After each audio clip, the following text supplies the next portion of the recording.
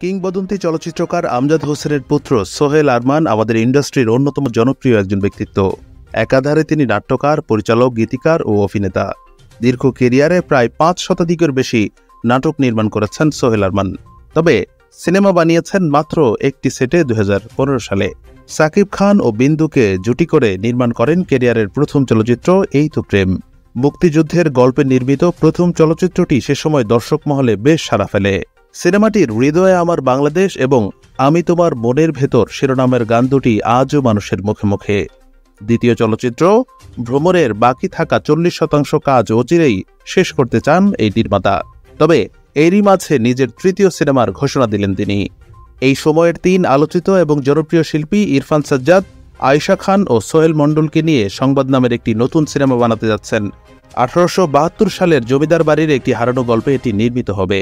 তবে সেই গল্পটা প্রেমের নয়, একটি গ্রামের গল্প। জমিদার বাড়ির চুরি যাওয়া গল্প, যেটা সোহেল আরমান পেয়েছেন এক সাংবাদিকের মাধ্যমে। ভয়েস টুডের ব্যানারে নির্মিতব্য সিনেমাটির গল্প লেখার পাশাপাশি প্রযোজনা করছেন এন এ খোকন। সিনেমাটির চিত্রনাট্য করেছেন সোহেল আরমান নিজেই। ১৩ জুন পর্যন্ত প্রথম লটের শুটিং চলবে বলে জানান নির্মাতা। একই মাসের ২১ জুন থেকে ৩০ জুন পর্যন্ত একটানা কাজ করে শেষ হবে সিনেমার পুরো দৃশ্য ধারণ। ইরফান সাজ্জাদ এবং আয়েশা খান এর আগে একসাথে নাটকে জুটি বেঁধে কাজ করেছেন। তবে সোহেল মণ্ডলের সাথে কাজ করা হয়নি আয়েশার। এই প্রজন্মের ৩ জন মেধাবী অভিনয়শিল্পী সোহেল আরমানের পরিচালনায় ১৮৭২ সালের জমিদার এবং জমিদারি প্রথার নানা দিক নিয়ে নির্মিতব্য এই সিনেমায় ভিন্নভাবে নিজেদের হাজির করবেন স্ক্রিনে, এমনটাই কামনা।